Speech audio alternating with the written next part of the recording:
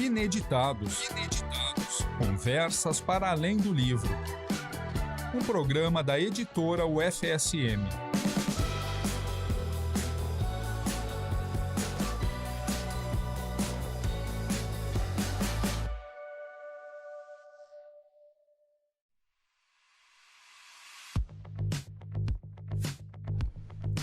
Olá para você que nos acompanha aí do outro lado, aqui é Jéssica Dalcin. Estamos em agosto de 2024 com mais um Ineditados, Conversas para Além do Livro, aqui na UniFM 107.9. Nós estamos com pré-venda ainda, promoções em e-books, promoções em livros físicos na nossa livraria, que fica pertinho da entrada da UFSM, ali no centro comercial. As nossas pré-vendas de julho foram um sucesso e por isso, então, vamos com elas até 18 de agosto, que é quando ocorrem os lançamentos oficiais na Feira do Livro aqui de Santa Maria, que ocorre a partir de 23 de agosto. Em 3 de setembro, teremos uma programação bem especial com os nossos lançamentos e também sessões de autógrafos. Vamos ter uma apresentação no Teatro 13 de Maio, então fique de olho nas nossas redes sociais, participe, porque temos uma programação bem extensa que vai agradar a todas as áreas do saber. Hoje estamos aqui com Débora Flores, arquivista da instituição, que vai falar conosco sobre o nosso Departamento de Arquivo Geral, que a gente chama carinhosamente de DAG, o apelido, o DAG, e vai contar para a gente um pouco do histórico do setor e de como que ela se relaciona com esse setor, com a instituição, e esses desafios recentes aí que foram contornados, né? Estão sendo contornados. Débora, seja muito bem-vinda. Boa tarde a todos. Primeiramente, muito obrigada pelo convite, poder estar aqui compartilhando dessa tarde, dessas informações que são, né, um pouquinho mais, né, do que está por trás de todo esse grande movimento que a gente tem passado nos últimos tempos. Então, vamos começar do começo. Pequenina Débora, quando é que se encantou pela arquivologia? Porque eu imagino que não seja, assim, uma escolha muito óbvia, né? Para uma profissão ou mesmo para quem é criança, né? Como é que Sim, foi? Um curso também não muito conhecido, mesmo hoje em dia, né? Quando eu estava na época de ensino fundamental, ensino médio, existiam apenas 8 ou 9 cursos no Brasil todo. Então, não era um curso conhecido. A minha mãe, na época, era secretária executiva de uma universidade privada na região onde a gente morava, e eu tinha um encantamento pelo secretariado. Eu dizia que eu queria ser executiva, secretária executiva, eu nem sabia o que era na época. E então, um tio meu foi fazer o curso de arquivologia, e quando ele foi explicar para a família o que era o tal do curso de arquivologia, na hora o meu olho brilhou e disse, é isso que eu queria, só não sabia o nome. Sim, que legal. Então, desde então, eu estava no 7º ano do ensino fundamental, eu sempre soube que eu queria fazer o curso de arquivologia. É muito engraçado porque dificilmente uma pessoa sabe tão cedo, né? E mesmo com os colegas na época da faculdade, eu era, acredito que a única que entrou por vocação querendo aquele curso, né? A maioria entrava ou por afinidade, por outro curso, ou para ver como seria. Às vezes até por pressão da família pelos cursos mais famosos, assim, vou fazer um outro lá para ver o que acontece. De repente você descobre no meio do curso, mas é difícil, né? Sim, e sem contar o desconhecimento da própria área, né? Porque as pessoas não tinham muito até hoje. Hoje já está um pouco mais, né, conhecido. Mas é realmente uma área assim, que a gente tem desbravado muito e tem se modificado muito também com o passar do tempo. Né? E depois, como é que foi teu ingresso? Tu veio morar em Santa Maria ou a família já tinha vindo para cá? Como é que foi essa aproximação com a instituição? Não, a família já morava na cidade e não tinha outra opção a não ser cursar alguma faculdade. E como tinha o curso que eu queria na UFSM, né? Então, entrei na universidade e já com o foco de vestir a camisa, de fazer estágio, de vivenciar muito a área, né? Então, eu fui uma estudante que fez muito curso, fiz muito estágio, participei de muitas bolsas já na época. Então, acabei conhecendo muito da estrutura do funcionamento da universidade por estar presente nessas bolsas, né? Que o curso de arquivologia oferece. É um curso que ele tem muito essa vocação também prática e os alunos acabam indo para dentro das unidades da instituição, né? Eu imagino, vivenciando aqui, espaços para experimentar não faltam, né? Então, Exatamente. inserção existe a todo momento. E eu percebo como é importante. E, claro, é difícil um estudante tão cedo já saber, né? Já se inserir naquilo de uma forma assim tão assertiva. Mas, ao mesmo tempo, quando acontece isso, a pessoa vai sem medo, né? Sim, e com foco muito, muito grande, né? Então, a arquivologia é uma área que ela tem também muitas possibilidades. Ela é bem multidisciplinar e tem várias vertentes, né? A vertente mais histórica, a vertente de restauração, tem a vertente da digitalização, do documento digital, que hoje em dia também o que está, né, muito, muito em voga. Tem a questão toda de gestão, né? Então, ela também abre um leque muito grande de atuação. E vivenciar na época da faculdade essas práticas faz com que a gente também conheça e tenha ou certeza do que quer ou do que não quer, né? E a universidade, enquanto estrutura administrativa, ela é um grande laboratório também para os nossos estudantes dos cursos, né? E dentro dessa tua experiência, né, vivenciando, quando que tu te formou? Em 2005. E então, já é um belo caminho, né? Quase 20 anos aí da formatura. Dentro dessa perspectiva, hoje em dia, cada vez mais informação é fabricada, né? Todos os dias. Como é que tu tem observado isso dentro da instituição? Dá para trazer, de repente, vamos fazer assim, vamos fazer um link sobre um histórico aí do DAG? E Sim. aí já colocamos lá como é que isso tem se aproximado, né? Dentro da estrutura da instituição, porque é muita transformação, né? Com certeza.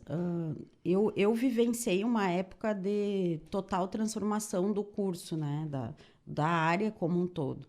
Então, nós tínhamos, obviamente, já algumas disciplinas de tecnologia, enfim, mas a própria evolução das instituições, da sociedade como um todo, na era da informação, que a gente chama, ela passa a ser muito mais forte quando antes a gente teve uma grande revolução na era dos computadores de estações de trabalho mais portáteis, né? Uhum. Então, um computador desktop na mesa ali, com uma impressora, as coisas começaram, né?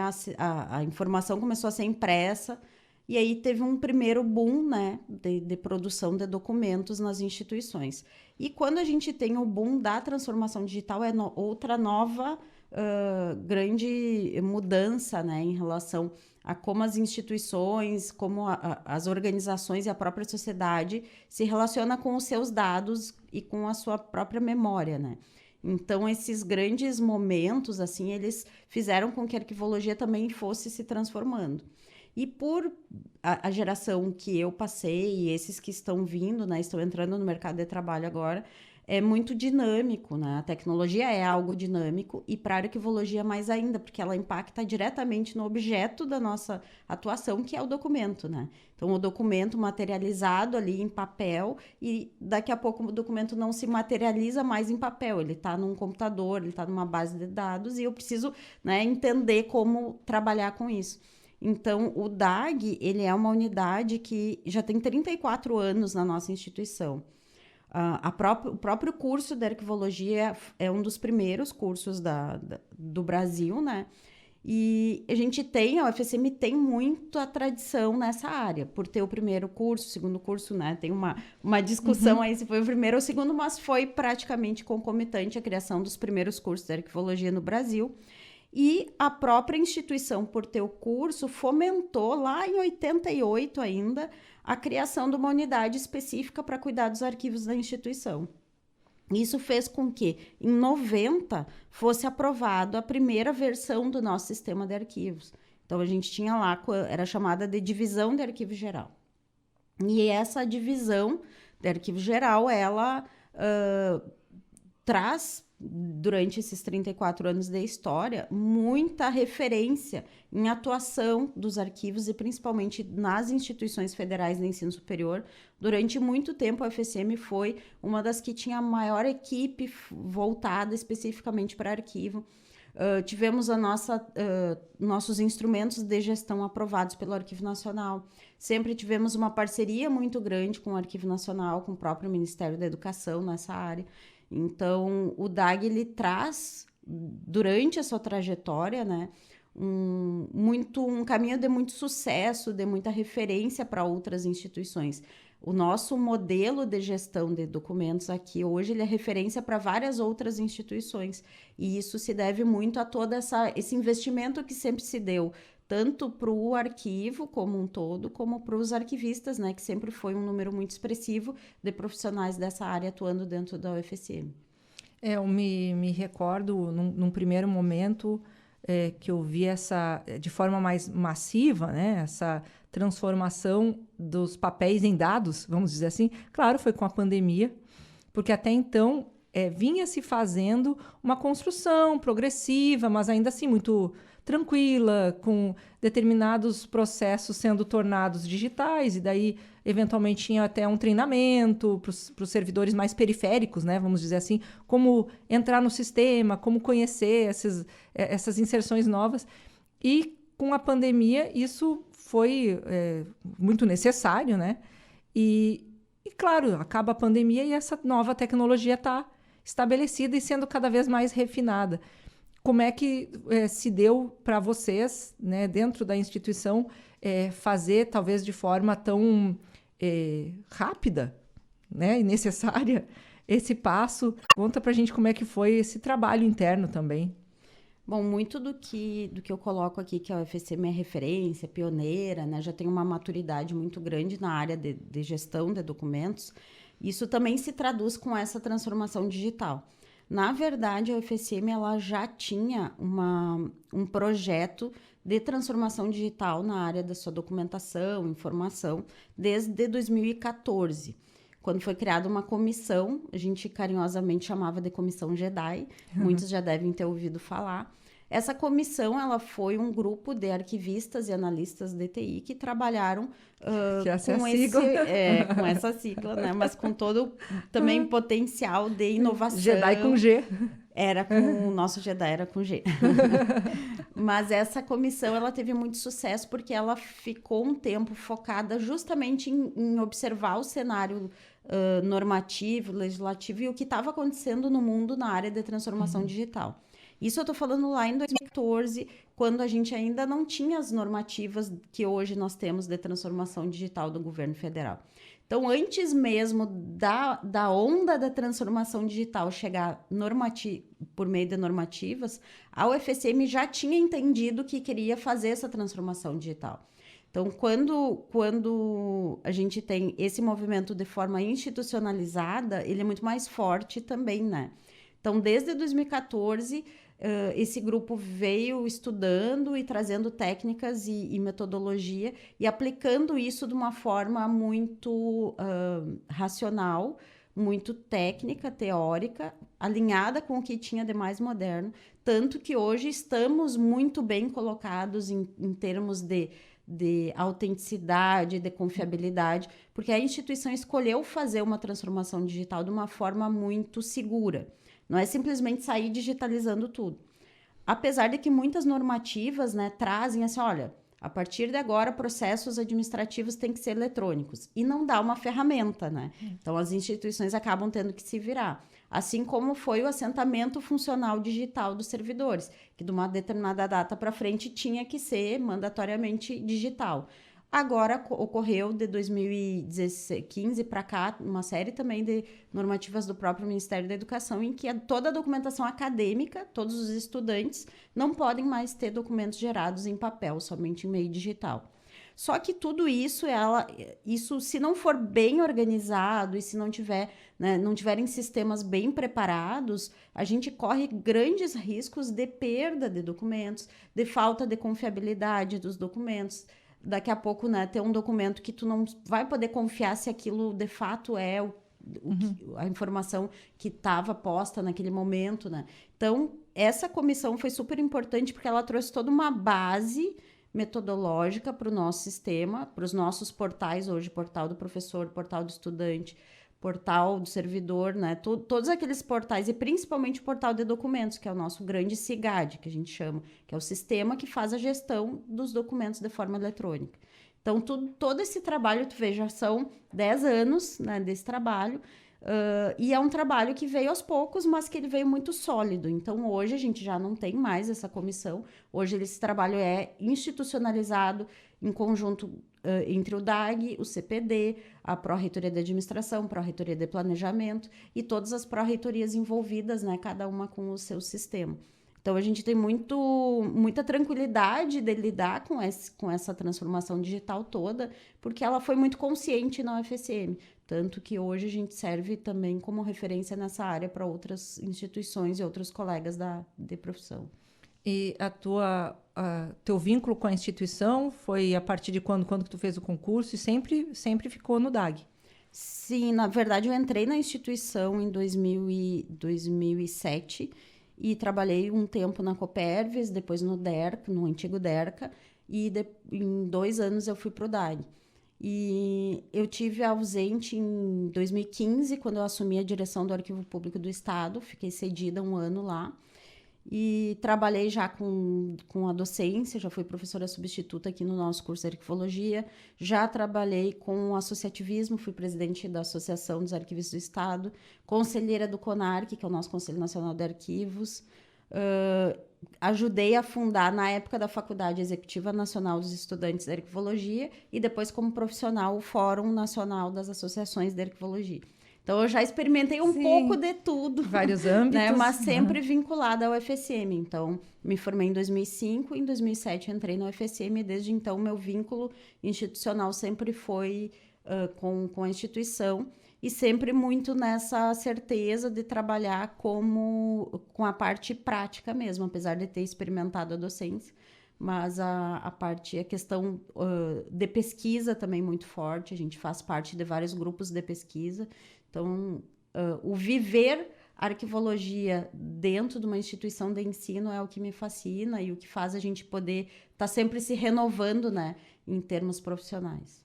Eu imagino também que um outro desafio aí que se avizinha, mas que tem sido um desafio para todos, são as tais das inteligências artificiais, porque é possível, dentro daquilo, né, de um rol de documentos, às vezes mudar um texto emulando, sei lá, a fonte ou o tipo de papel. São coisas que é um novo desafio, uma nova preocupação, né? Dentro dessa confiabilidade da documentação. Sim, a tecnologia como um todo, né? Quando a gente fala em documento nato digital, que é aquele documento que nasceu em meio digital e ele não vai ser impresso, não vou ter um papel para ter ele como referência, eu já tenho que pensar a preservação desse documento. Então, a gente fala que em termos de documentação digital, a preservação dos documentos, ela tem que estar presente antes mesmo de eu produzir o documento. Então, todos esses conceitos, eles são muito desafiadores, mas eles são também grandes aliados quando a gente usa isso a nosso favor.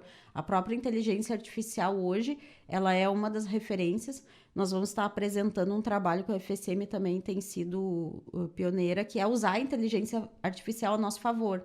Como, por exemplo, tu pegar uma gama de documentos escaneados, digitalizados, e a inteligência artificial faça a classificação, faça a indexação dessa documentação toda para a gente poder organizar, por exemplo, uma massa documental em meio digital. Então, a gente tem essas ferramentas tecnológicas que podem ser usadas a nosso favor, né? Basta que a gente consiga concatenar, né, esses desafios todos de utilização das tecnologias. Estávamos... até ano passado, ali na editora, fazendo toda uma organização de documentação física, muitos documentos que perdem validade, enfim, cujo ciclo se encerra, vamos dizer assim, que poderiam ir para descarte, outros não, passam a fazer parte do arquivo fixo, né, do setor, e foi notada essa progressão. Tínhamos lá em 1980 e alguma coisa, 20 caixas de documentos que simbolizavam um ano. E assim vai indo, conforme chega nos anos 90, aquelas 20 caixas por ano se reduziram a 10 por ano. E assim progressivamente, até que agora, de 2010 para cá, era mais ou menos 1, 2 caixas de papel para cada ano. Sendo que nos últimos 3 anos, não tinha, era meia dúzia de folhas dentro de uma caixa. Então, é muito visual essa dimensão. Só que, por outro lado, a quantia de informação não se reduziu. Pelo contrário, ela aumentou e essa gestão da informação acaba tendo que ser muito mais eficiente, né? Como é que vocês encaram isso dentro de... Imagina, se isso foi... Eu estou falando de um setor. Imagina a instituição inteira, né? Com certeza, essa é uma grande preocupação, porque onde estão os documentos que não se materializaram em caixas de papel, né? Com certeza eles estão no computador do servidor, ou eles estão no portal, eles estão no e-mail, em algum lugar tá a informação. E essa informação ela vai ser crucial tanto para a garantia de um direito, para a comprovação de um benefício, para a própria memória institucional, né? Então, eu estou produzindo conhecimento, eu estou produzindo informação e eu preciso dessa informação para aquela finalidade pela qual ela foi criada. E aí entra, claro, essa questão de avaliação. Como eu falei, a gente pode usar várias ferramentas, tecnologia, para ajudar a racionalizar o que eu preciso, de fato, guardar e o que eu não preciso. Mas, com certeza, uma das preocupações é eu não perder a informação. Consequentemente, não perder a memória da instituição. Então, a gente trabalha com 2 universos. Um é sempre focando para o uso administrativo que aquele documento tem, né? Aquele uso que vai ser para eu me aposentar, para eu conseguir um benefício, ou para um estudante pedir uma segunda via de um diploma. Situações em que eu vou ter aquele uso que a gente chama de administrativo. E depois eu tenho toda a questão da memória, né? Que uma instituição sem memória, ela vai estar fadada, né? A não conhecer o seu passado e, consequentemente, não conseguir projetar muito bem o seu futuro. Isso não só a instituição, a sociedade como um todo. E em termos de região, né? Santa Maria e a UFSM, ela é preponderante para essa história toda, né? Para a evolução da região. Ela tem um papel muito forte na cidade, na região. Então, a gente conhecer os passos, né, que a UFSM trilha e os seus caminhos, né, as decisões institucionais, elas impactam muito nessa sociedade toda. E a gente precisa deixar isso registrado para as próximas gerações. É interessante também destacar que a universidade acaba se tornando fiel depositária, né? Conforme outras instituições mais periféricas se encerram por algum motivo, acabam trazendo para a instituição por causa dessa preservação documental, né? Sim, porque a história da UFSM, ela se confunde muito com a história. Ela se confunde, não, ela se integra muito com a história, tanto das pessoas como da sociedade, né? Então, muito do que acontece com grandes nomes da sociedade, essa história ocorre muitas vezes aqui dentro mesmo, né? Enquanto estudante da instituição, enquanto servidor, enquanto comunidade. Então, por isso, esse papel social também da instituição de pensar em preservar essa memória coletiva, né? Então, vamos falar agora dessa preservação. Infelizmente, tivemos um alagamento do nosso subsolo e foi um momento muito duro. A editora também se coadunou nessa situação, porque nosso material também ficava lá embaixo. E muito se questionou sobre por que a documentação está lá embaixo, ou, né, enfim, questões variadas, mas agora a gente consegue ter um outro horizonte frente a isso, né? Faz enfim, uma memória aí agora, que já se tem um pouquinho de distanciamento temporal, assim, de como que isso chega para vocês, tu enquanto diretora, tendo que lidar com uma situação completamente inédita, né?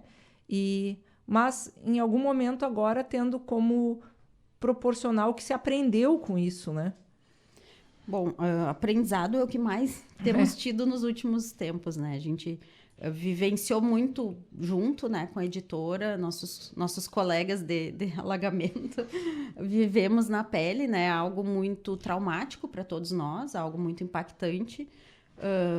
O DAG, ele ocupava aquele espaço já há alguns anos, né? A gente sempre pleiteou um prédio específico para arquivo, construído dentro das especificações técnicas para arquivos, que precisa ter toda uma questão de cuidado, né?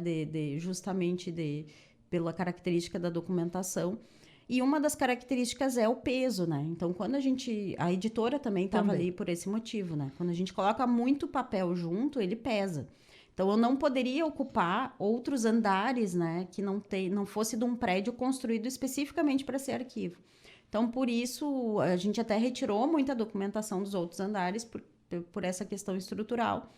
E nunca se teve, né, pelo menos nunca chegou ao meu conhecimento, algo que previsse uma inundação de 2 metros de altura naquele subsolo, né? Até porque o volume de água que entrou ali foi algo muito fora do que se podia imaginar, não só ali, como todo o estado, né? A catástrofe que a gente acompanhou em todo o estado do Rio Grande do Sul.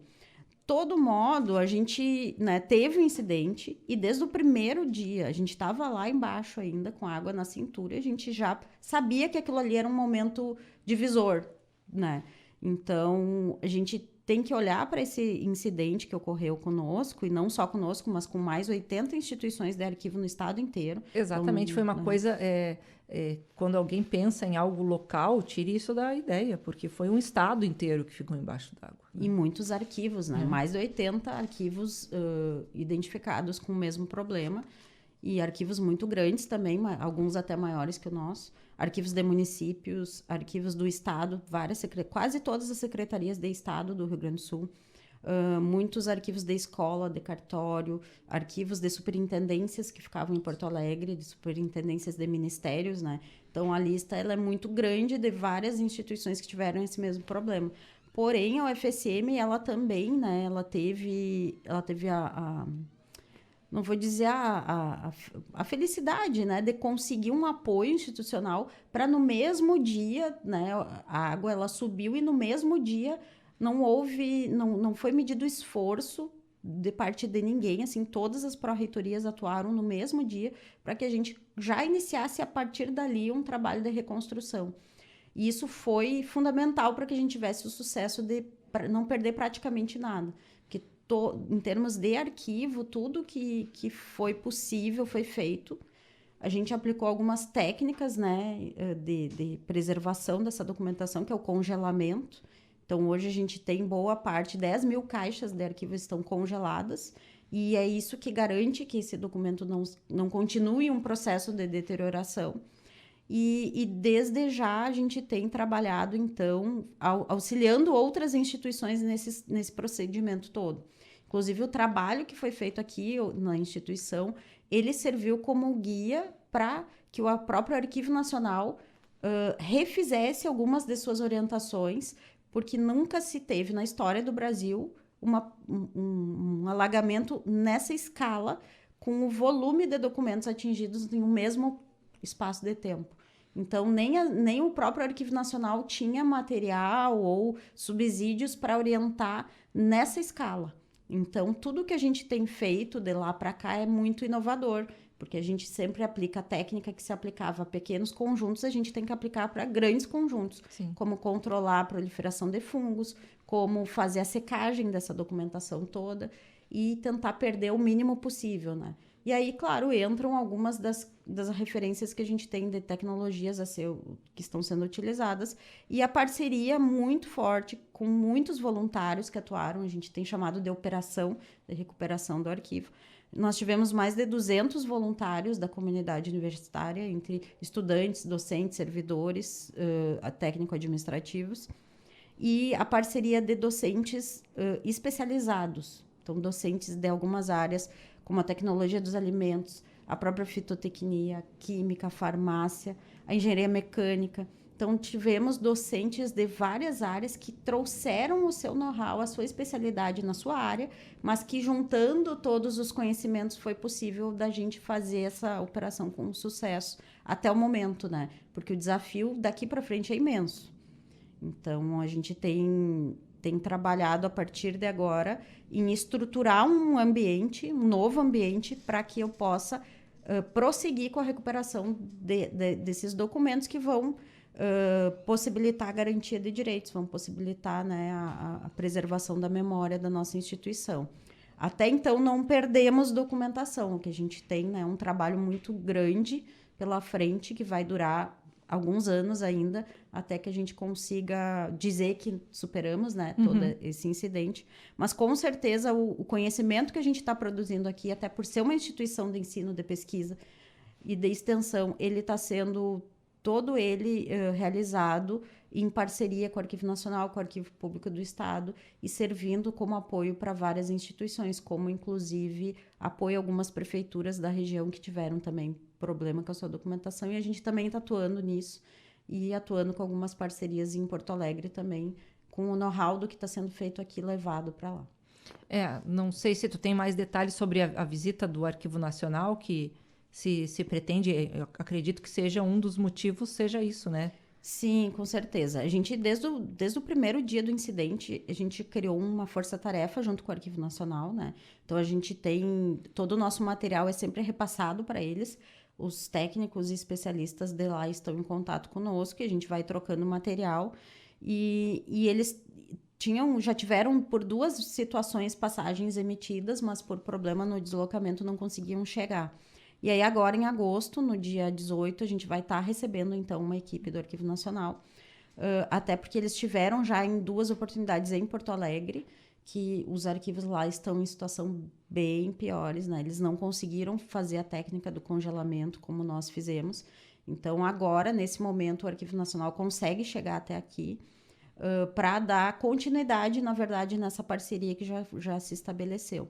Mas é muito importante a presença deles, porque eles são o órgão, né, nível nacional, que dá esse subsídio, tanto que eles estão nos repassando, né, a gente está recebendo um repasse financeiro de apoio para essa recuperação na ordem de R$1 milhão agora, para ser executado, né, com essas despesas. Não é valor para material de permanente, não vamos conseguir comprar equipamentos, mas a gente vai conseguir ter um fôlego, porque é algo muito oneroso, né? Toda essa estrutura que a gente está montando para fazer essa recuperação. Então, o Arquivo Nacional conseguiu, junto ao Ministério da Gestão, esse recurso que vai ser aplicado aqui. A gente vai fazer um empenho muito grande para conseguir, né, executar esse recurso dentro do prazo que foi estipulado, para que a gente possa também, dentro desse cenário todo, aproveitar essas oportunidades de investimento nos nossos arquivos, mesmo que após uma tragédia como essa. Eu fico pensando, embora seja um material, enfim, esse procedimento todo ele vai ter começo, meio e fim. Ele é temporário, mas ele não é de curto prazo. Então, isso que torna muito oneroso. Também não se tem porquê. Até, de repente, pode contar um pouco como é que é esse sistema de congelamento, né? Quem circula aqui pela instituição já deve ter visto ali o container perto do planetário. São materiais que, mesmo que sejam locados ou que precisem, né, de um recebimento, mas que tudo é muito caro, justamente por ser muito especializado. Com certeza. Na verdade, além de ser muito caro, nessa área, nem tem muita... Por exemplo, não tem uma empresa especializada em fazer esse serviço. Tem 1 ou 2 empresas no país. E ainda usam recursos externos, tecnologia externa importada. Então, tem empresa que recolhe documentação em papel molhada e leva para o exterior para fazer o processamento no exterior, né? Então, o que a gente se propôs aqui? De usar todo esse know-how que a gente tem em pesquisa de ponta e fazer isso aqui dentro. Só que, para isso, a gente precisa, então, ter um laboratório à altura, né? E é para isso que a gente está batalhando, para ter uma estrutura para poder processar essa documentação toda aqui internamente, dentro da instituição, e, quem sabe, até auxiliar o restante dessas instituições do Estado que não vão ter, né, essa mesma estrutura e esse mesmo perfil de investimento em pesquisa e em extensão. E replicar isso também para futuros incidentes, né? Infelizmente, sabemos que eventos climáticos extremos vão voltar a acontecer e os arquivos estão espalhados pelo mundo todo e a gente precisa produzir conhecimento para saber como reagir nessas situações, evitar e, quando ocorrer, como proceder. Então, essa técnica do congelamento, ela é algo que já é usada, né? Já foi usada em alguns outros grandes eventos que tivemos pelo mundo. No próprio Brasil já foi usado em alguns casos, mas, como eu falei, a questão toda do Rio Grande do Sul é o volume, né? Só o FSM utilizou 4 containers de congelamento. Se fôssemos colocar toda a documentação do estado do Rio Grande do Sul que alagou em containers, nós precisaríamos de no mínimo 50 containers para mais. E foi algo que não foi, né? Não é algo assim fácil de fazer. Não é só pegar a documentação e largar dentro de um container, né? É um container que tem que chegar a menos 20 graus. A documentação ela precisa ser embalada a vácuo de uma forma específica. Então, todo esse processo é um processo que aqui no FSM nós levamos 2 meses congelando, por exemplo. Então, é muito trabalhoso e realmente isso é um desafio gigante, né? Nós não temos profissionais especializados aptos a lidar com essa situação e agora a gente está formando esses profissionais e compartilhando desse conhecimento com outros colegas, justo com essa visão, né, de que a gente tente impedir que isso aconteça novamente em outros locais e, caso aconteça, saber como lidar de uma forma, né, que a gente perca o mínimo possível de documentação.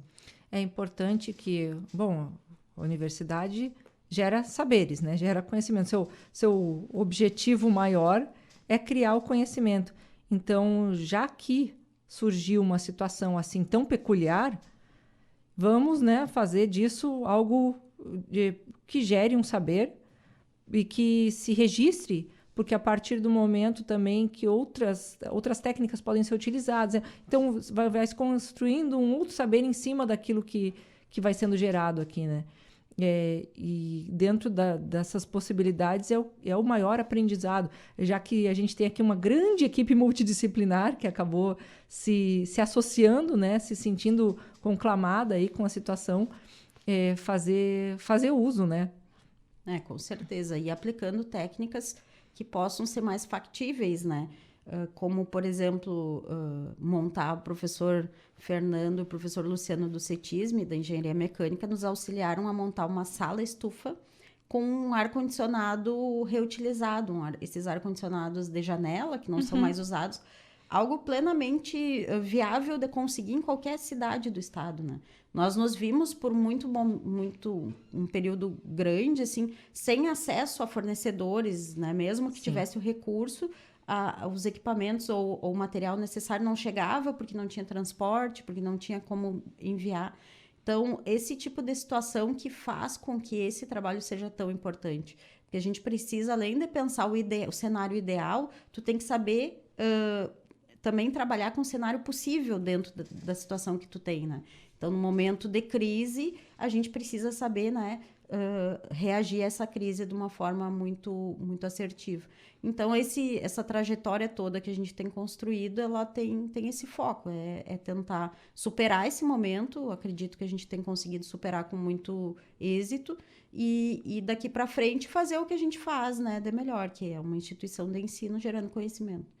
E eu imagino, né, dentro daquela situação que eu fui voluntária também um pouco pela editora, então quem se viu naquela situação de não saber talvez nem que caixa pegar primeiro, né? Eu acho que era esse o grande dilema, se a gente ia pegando aquilo que aparecia primeiro.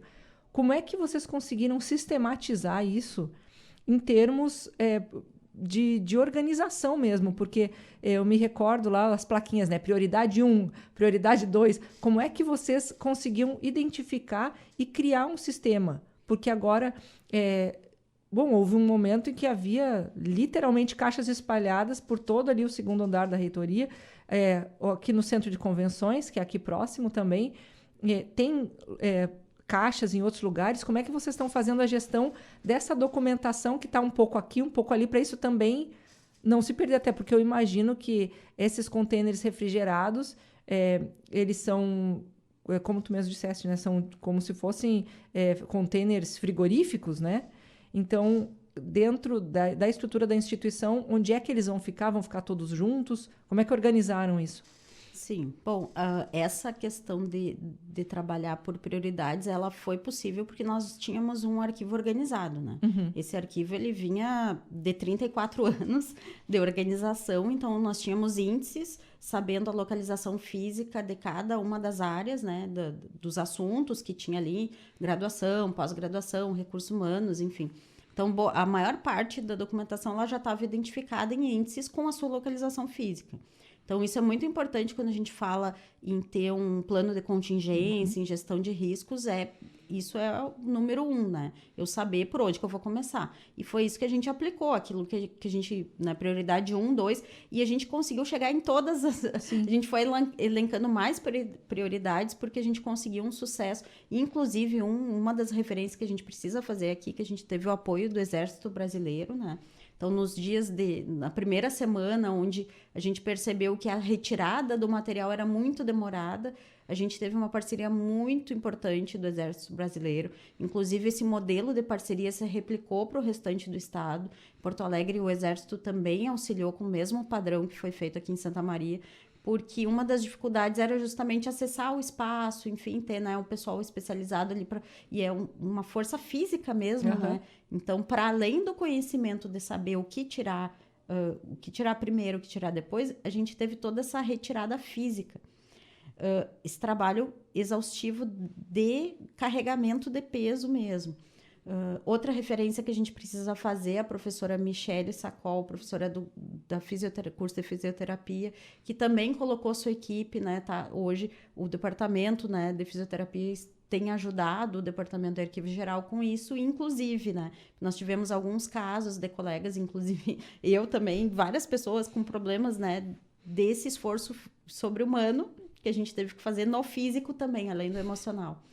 E o container, ele é refrigerado a menos 20 graus, então ele é um espaço em que tu entra com equipamento, né, de proteção, porém tu não consegue ficar muito tempo lá dentro. Então a gente tem, de certa forma, organizado cada container, o que tem dentro, a área que tem dentro, mas a gente não está num detalhamento de ter numerado as caixas dentro do container. Isso a gente vai fazer num segundo momento, quando os containers que estão sendo adquiridos forem instalados, eles vão ficar aqui no espaço multiuso, que é o espaço onde a gente vai montar esse grande laboratório.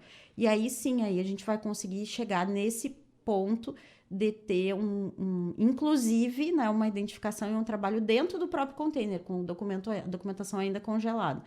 E essas técnicas de como aplicar isso, a gente também está, né, conhecendo, estruturando, mas com certeza esse trabalho de gestão de riscos, ele faz parte desses planos de contingência. A gente tem que saber a relevância dos nossos materiais. Em caso, né, de emergência, o que eu mexo primeiro? Isso faz parte, então, dessa trajetória de alguns anos, né, de identificação do nosso acervo. E esse trabalho de congelamento, ele está hoje, né, espalhado ainda. Então, eu ainda não consigo hoje, já temos vários pedidos de acesso a documentos, por N motivos, N situações, tanto de servidores como de estudantes, e a gente ainda não está conseguindo fornecer, né, a documentação congelada, porque justamente ainda não estamos com essa estrutura toda montada. Ela está em vias de montagem, né? E assim que tiver estruturado, a gente vai poder começar, né, a fornecer consulta. Mas nós temos boa parte da documentação que não foi molhada, porque a gente conseguiu subir no dia, né? E boa parte que já foi seca também, porque em torno de 10% a gente nem chegou a congelar, porque a gente já começou a secar com essas salas que a gente falou, né? Que os professores nos auxiliaram a montar, e também alguns laboratórios que nos emprestaram alguns equipamentos. O laboratório de fitotecnia nos emprestou, nós temos com a professora Leila, a professora Cláudia Salter também nos auxiliou muito nesse processo todo. Então, já tem algumas caixas que foram secas, em torno de 2.000 caixas já estão, inclusive agora, num segundo momento, que é a digitalização desse material todo, né? Então, já estamos, né, com várias etapas do trabalho em andamento, e entra, então, uma nova fase. E aí eu acho importante a gente colocar, né, Jéssica, que tu falou, é um trabalho que ele vai começar, vai ter meio e fim. Na verdade, a gente tem um fim que não é bem um fim. A gente vai digitalizar toda a documentação, tendo em vista que a digitalização, ela não é uma estratégia de preservação. Quando eu tenho um documento em papel, que está num ambiente controlado, que ele tem uma vida útil muito grande. Porém, a nossa documentação, ela não tem esse ambiente controlado pelo fato dela ter sido alagada e ter proliferado micro-organismos. Foi exposta, né? Foi exposta. Então, qualquer variação de umidade e temperatura, esses fungos eles podem voltar a danificar o documento, a se proliferar e danificar o documento. Então, nesse caso, sim, vai se aplicar a técnica de digitalização. E a digitalização ela vai ter uma característica diferente, porque o documento, depois de seco, ele não fica lisinho como antes. O volume dele aumenta, ele fica meio distorcido. E aí eu preciso de outro tipo de equipamento de scanner, que não é o mesmo, né, que nós tínhamos antes. E que, inclusive, os quais foram molhados, né, porque o equipamento estava no subsolo. Então, esse laboratório de recuperação, ele conta também com um birô de digitalização para documento que sofreu por alagamento. Então, e agora, né? Esses que já foram secos e que não podem mais voltar, não tem mais para onde voltar nesse momento, o que está sendo feito com eles? Momentaneamente, a gente está, então, agora vai iniciar durante essa semana essa etapa de digitalização e a gente está reorganizando o espaço do arquivo da Prograde, né, onde tínhamos um acervo de documentação acadêmica. Naquele espaço vai ser adequado para a gente colocar essa documentação que vai sendo recuperada, até que a gente consiga construir algum outro novo espaço, né, para a documentação do arquivo permanente. Mas realmente é um desafio bem grande, porque frente a toda a estrutura que a gente está conseguindo montar, a gente está com a expectativa muito alta de que o tempo que a gente tinha estimado em 5 anos talvez seja menor, porque a gente tem, né, uma equipe muito qualificada, a gente está tendo todo o apoio institucional, tanto da gestão como, né, dos docentes do curso de arquivologia, dos cursos envolvidos todos. Então, a gente está com uma expectativa muito boa de que a gente vai conseguir fazer todo esse processo muito rápido e de uma forma muito ágil. Então, a gente vai precisar, né, também desse investimento, de um novo local que vai ter que ser construído. E dentro desse panorama, porque são etapas muito variadas e muito complexas. Então, dentro dessas coisas que vão surgindo, são variáveis que vão surgindo. Eu acredito que a cada vez que vocês peguem um novo lote de documentos, alguma coisa, descubram coisas novas. Como é que vocês estão gerenciando, e até assim, se houver alguém que está nos escutando nesse momento, que queira se aproximar, queira ser voluntário dessa nova etapa, com seus saberes, talvez pessoas de áreas das mais variadas, o que não sejam nem aqui da instituição, como é que elas podem proceder? Com certeza. O que mais nós temos nessa etapa agora são parceiros, né? Institucionais e de outras instituições também, e colegas da área que têm nos auxiliado, porque é uma soma, né, de esforços e o que a gente, né, a gente coloca sempre. Se fosse o mesmo documento, mesmo tipo de documento, as 10 mil caixas do mesmo tipo seria muito fácil, né? Mas a gente tem nesse universo um histórico muito grande, documentação de 1930 até documentação de 2020, né? Então, o tipo de papel é diferente, a acidez do papel, ela muda. A gente tem professores agora da engenharia florestal nos auxiliando, vão iniciar, né? A gente vai iniciar um projeto com eles para justamente analisar a composição da celulose, da fibra do papel, em função de que cada papel é diferente, depende de como que ele foi, né, o material que foi usado para fazer. A tinta envolvida, então aí entra o pessoal da química que né, vai ter que nos ajudar com isso dessa análise. Então, eu posso passar o álcool para tirar o fungo, mas será que esse álcool não vai danificar o papel ou não vai borrar a tinta? Então, todas essas questões, por isso que a gente fala muito em pesquisa, porque a gente vai ter que fazer muita experimentação para ver o que dá certo e o que não dá. E não é assim, essa é a receita e eu replico nas 10 mil caixas. É bem como tu disse, eu vou ter uma série de situações e para cada situação eu vou ter um tipo de resposta diferente. A depender, algumas folhas que ficam muito grudadas, que eu não consigo desgrudar, daqui a pouco eu vou ter que usar lá, né, os pesquisadores da área de tecnologia que fazem aquela foto muito detalhada e trabalham a imagem digitalizada em camadas para recuperar o que estava escrito naquele papel. Então, tudo isso vai desde do papel, da celulose até a alta tecnologia envolvida para a recuperação da documentação. E eu não sei se teve a ver diretamente, mas eu acredito que sim, que existia já uma resolução de plano de atividades voluntárias na instituição, mas que a partir do mês passado ela foi atualizada. e foi formalizada dentro do nosso site, que é uma forma daqueles que estão querendo se aproximar também fazerem a documentação. Quem é o próprio voluntário que mostra o seu interesse, né, está dentro do site de gestão de pessoas, a Pró-Reitoria de Gestão de Pessoas, que é a nossa Progep. Então, eu acredito que seja, às vezes os nossos sites são um pouquinho compridos, né?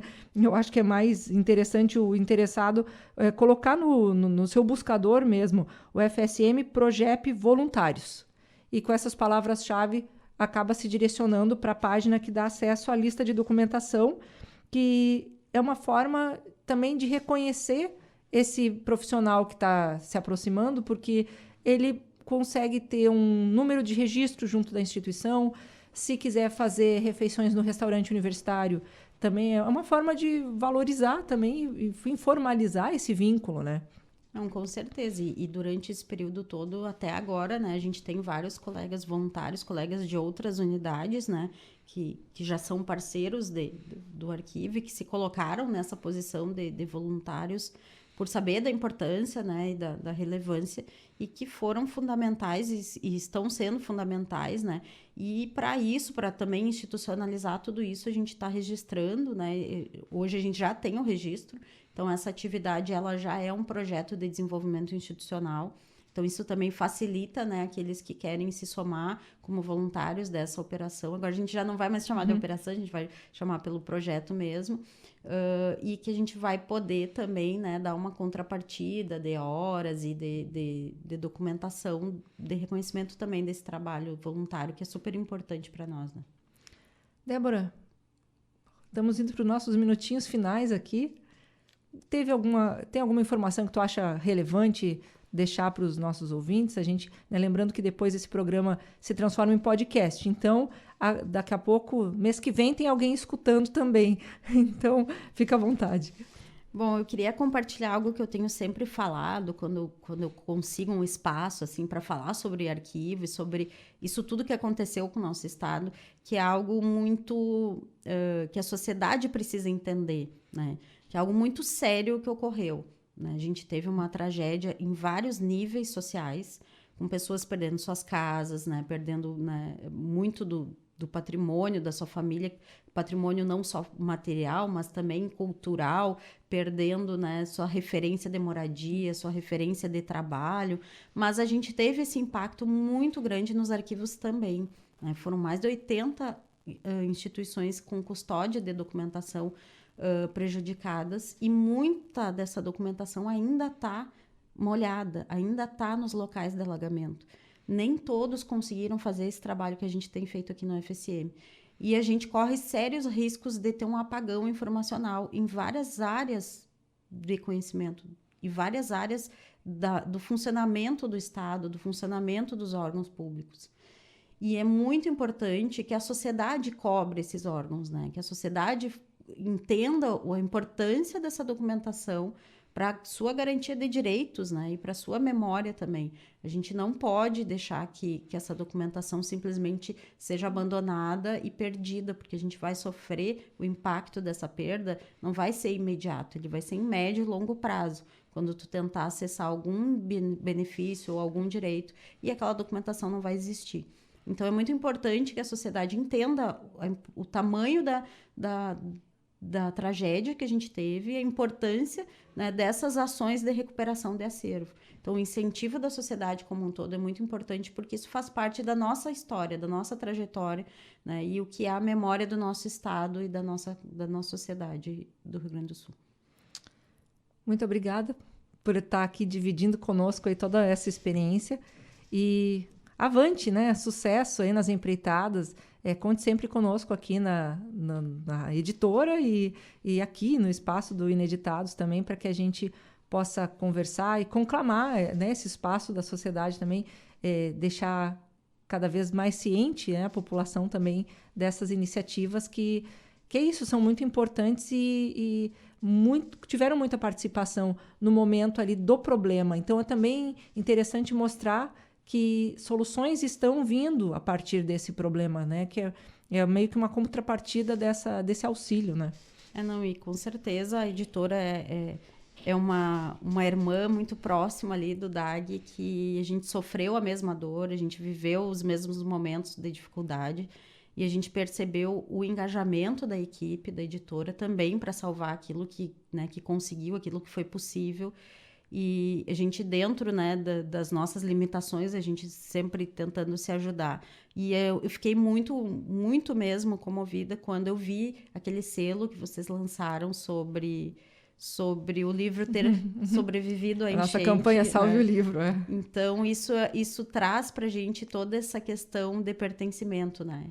E é isso que eu acho que a gente precisa levar para a sociedade, é esse pertencimento. Esse conhecimento, ele é de todos nós, né? Então, eu queria dar os parabéns pelo sucesso, né, na campanha e pela felicidade de terem trazido essa afetividade para aquele momento ali, né? A gente que agradece. E você que nos acompanha, então, fique de olho aí nas nossas redes sociais, @editora_UFSM, @livraria e grife UFSM, @ineditadospodcast. Eu sou Jéssica Dalcin, um grande abraço e até semana que vem. Ineditados. Conversas para além do livro. Um programa da editora UFSM.